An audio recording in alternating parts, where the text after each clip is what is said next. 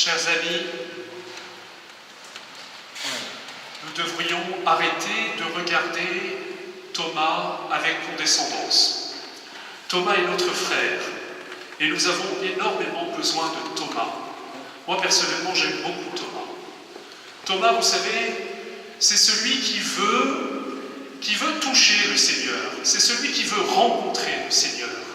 C'est celui qui veut faire une rencontre, non pas seulement une rencontre par oui-dire ou par on-dit, mais une rencontre directe avec la personne du Seigneur. C'est celui qui veut toucher, c'est celui qui veut rencontrer charnellement Jésus de Nazareth, cet homme qui est Dieu fait chair, cet homme qui est le Dieu qui est venu jusqu'à nous pour nous rencontrer dans le concret de notre existence. Alors Thomas est complètement dans le mouvement de l'incarnation. Et il a raison de dire « je veux le rencontrer ». Je veux le rencontrer, je veux le toucher, je veux faire l'expérience de la rencontre de Dieu, l'expérience de la rencontre de Jésus-Christ. Frères et sœurs, avez-vous fait la rencontre avec Jésus? Avez-vous fait cette rencontre qui transforme une vie? Je vous promets que ceux qui l'ont fait, immédiatement, vous pouvez répondre oui. Ceux qui se demandent s'ils l'ont fait, eh bien, chers amis, je vous annonce une bonne nouvelle, le plus beau est à venir. Mais exigez de Dieu qu'il se manifeste à vous. Faites cette prière, faites cette invocation qui est celle de Thomas. Je veux le toucher, je veux faire une rencontre personnelle. J'en ai un peu assez qu'on m'en parle. Je voudrais pouvoir en parler comme d'une personne que j'ai rencontrée. Je me souviens de cette question qu'avait posée un évêque qui venait parler à des parents d'enfants qui se préparaient à la confirmation. Et il s'adressait en eux en leur disant « La première chose que je vous demande ce soir, c'est de faire mémoire du jour ou du moment ou de l'occasion où vous avez rencontré Jésus. » Et c'était impressionnant d'entendre le silence dans l'amphithéâtre parce que chacun y allait de sa petite réflexion. Il y avait ceux qui fermaient les yeux avec un sourire intérieur et qui manifestement rejoignaient cette expérience de la rencontre. Et il y avait tous ceux qui s'interrogeaient en disant quoi? Il faut faire la rencontre. Eh bien, chers amis, oui, nous sommes faits, nous avons été créés, nous sommes sur terre pour rencontrer Jésus-Christ et pour rien d'autre. Je vous avoue l'autre jour avoir rencontré un garçon qui, on peut dire, c'est le genre de garçon d'une trentaine d'années, qui a toujours essayé de marcher droit, qui a toujours eu la foi qu'on lui a transmise d'une certaine manière, qui dit le credo tous les dimanches, qui essaye de dire son chapelet tous les jours. Et je lui disais, tu sais, je suis plein de compassion pour toi, parce que ta religiosité a quelque chose de héroïque. Mais tu n'as pas encore vécu et goûté ce qui donne du sens à tout cela, c'est-à-dire la rencontre de Jésus-Christ.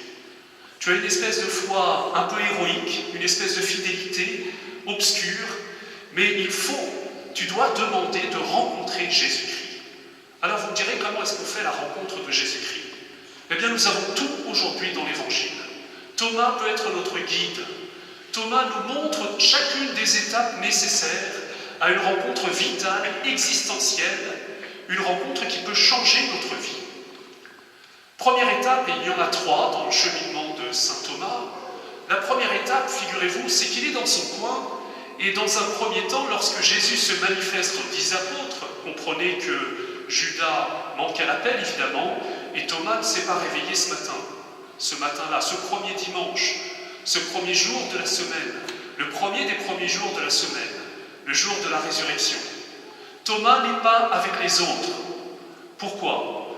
Parce que les autres ont peur, alors ils sont ensemble, toutes portes fermées. Peut-être que Thomas n'a pas peur, peut-être que Thomas est un peu orgueilleux, peut-être que Thomas est un peu individualiste. Toujours est-il que Thomas, pour telle ou telle raison, n'est pas avec les autres. Et précisément, étant coupé du corps ecclésial, il ne fait pas la rencontre avec Jésus. Comment faire la rencontre avec Jésus alors que le corps concret de Jésus, c'est-à-dire l'Église, vous savez ce que disait Bossuet, il disait l'Église, c'est Jésus continué. L'Église, c'est le corps du Christ, nous dit saint Paul. Donc pour faire la rencontre avec le Christ ressuscité, pour toucher le corps de Jésus, eh bien il faut être uni au corps ecclésial de Jésus. Pourquoi sommes-nous là ce soir? Pourquoi sommes-nous réunis? Parce qu'ensemble, nous allons rencontrer Jésus. Parce qu'ensemble, nous l'écoutons maintenant. Parce qu'ensemble, nous allons écouter sa parole. Et parce qu'ensemble, dans quelques instants, nous allons l'accueillir réellement présent, sous l'apparence, sous les espèces du pain et du vin. Pour faire la rencontre avec Jésus, il faut se guérir d'une maladie très contemporaine, qui est l'individualisme. Vous savez, nous sommes aussi dans cette spiritualité un peu supermarché, où chacun fait sa petite cuisine dans son coin. Alors je prie mon Père, mais je prie chez moi. Je n'ai pas tellement besoin d'aller à l'église. Et vous connaissez ce refrain habituel. Moi je suis croyant mais pas pratiquant. Vous savez ce que répondait Saint Jean 23 à cela? Oui madame, moi aussi. Je suis nudiste mais pas pratiquant. Il y a à peu près aussi autant de cohérence à dire qu'on est croyant non pratiquant qu'à dire qu'on est un très bon footballeur mais qu'on ne touche jamais un ballon et qu'on reste devant la télévision. Et on a le sentiment d'être un très grand footballeur. Moi, je vous avoue que je joue comme Roger Federer, et quand je dors la nuit, et quand je me réveille et que je suis sur le terrain, la réalité est plus douloureuse. Si je veux pratiquer le tennis, je dois être sur le terrain avec les autres. Si je veux vivre ma foi authentiquement, eh bien je dois la vivre dans ce lieu qui a été prévu par le Seigneur. Mais ta vie, disait Sainte Jeanne d'Arc, que de Jésus et de l'Église, c'est la même chose.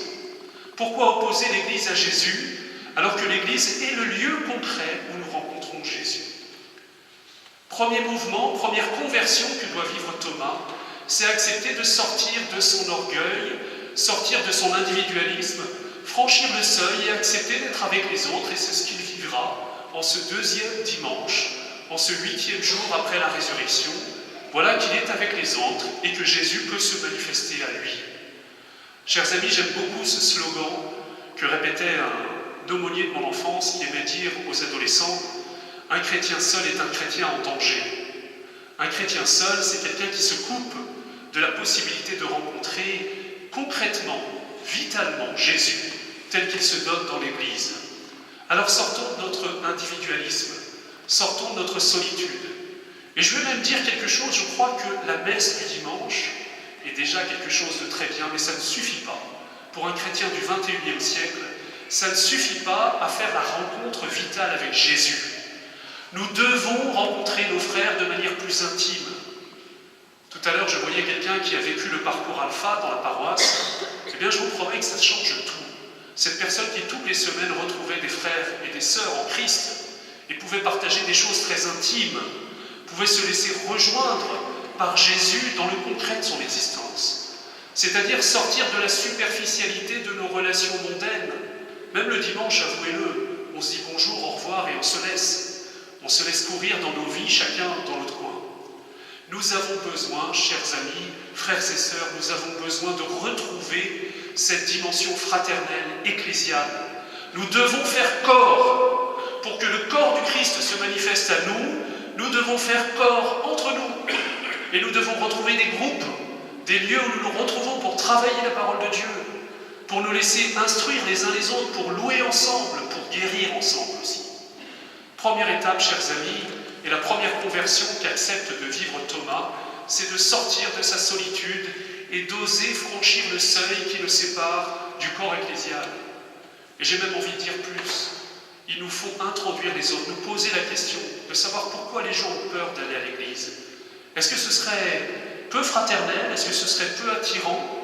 Est-ce que ça apparaîtrait comme un petit club fermé trop souvent qui exclurait d'autres personnes et qui les condamnerait à vivre un chemin solitaire spirituel, mais un chemin coupé des sources vives de la rencontre avec Jésus-Christ?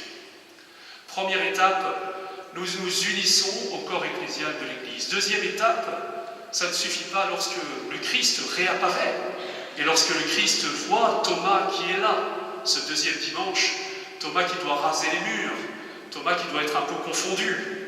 Eh bien, Jésus lui dit de s'approcher. Il ne suffit pas d'être là, près de Jésus, à distance. Il faut le toucher. Et il faut le toucher dans ses blessures. Il faut le toucher là où il a été blessé.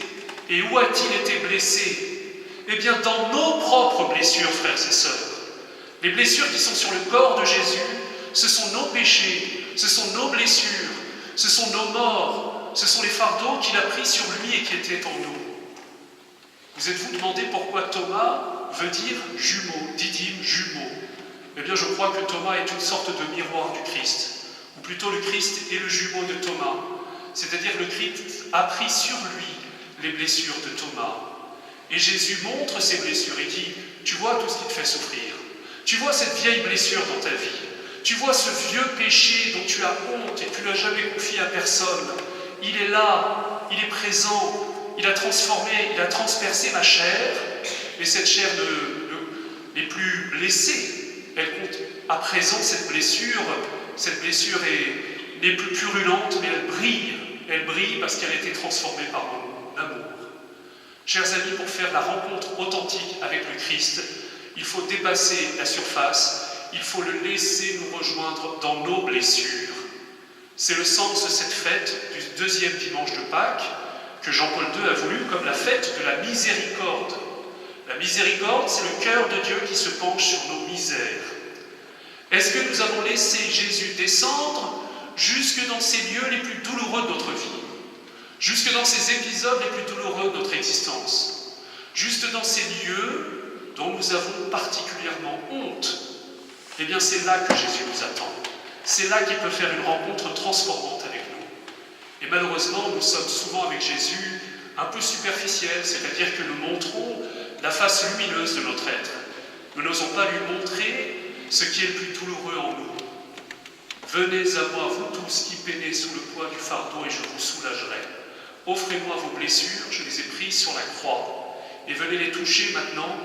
Laissez-moi descendre dedans et vous verrez qu'elles sont transfigurées. Il y a une très belle tradition, je crois, chez les Chinois. J'ai lu ça récemment. Lorsqu'ils ont un vase qui s'est brisé, au lieu de le restaurer à l'identique comme il était avant, eh bien au contraire, ils vont mettre en valeur les brisures. Ils vont faire un motif supplémentaire, ils vont mettre des liserés dorés, et de cette manière-là, ils ne veulent pas cacher la brisure. Eh bien, Jésus fait la même chose dans nos vies.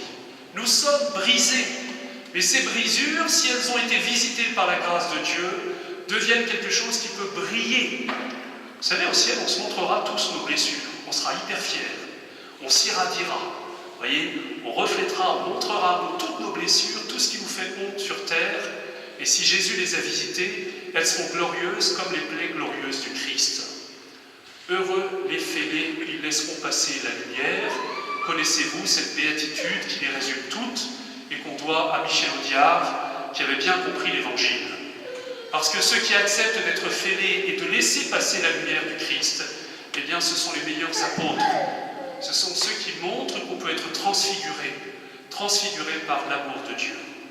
Première étape, chers amis, eh bien, oser nous réunir à la communauté chrétienne. Deuxième étape, nous laisser rejoindre, nous laisser guérir. Osons prononcer le mot. Nous laisser guérir par le Christ Sauveur. Nous laisser visiter. Vous savez, je suis particulièrement heureux d'une chose, c'est que notre archevêque a décidé de faire une grande veillée.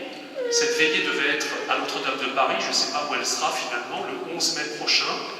Une veillée dans laquelle il présidera une prière de délivrance et de guérison, en disant il faut restaurer dans l'Église, de manière habituelle, le ministère de la guérison et de la délivrance. Il faut que dans toutes les paroisses on le fasse. Je vais vous dire, je suis assez fier parce qu'à Saint-André, on n'a pas attendu pour le faire.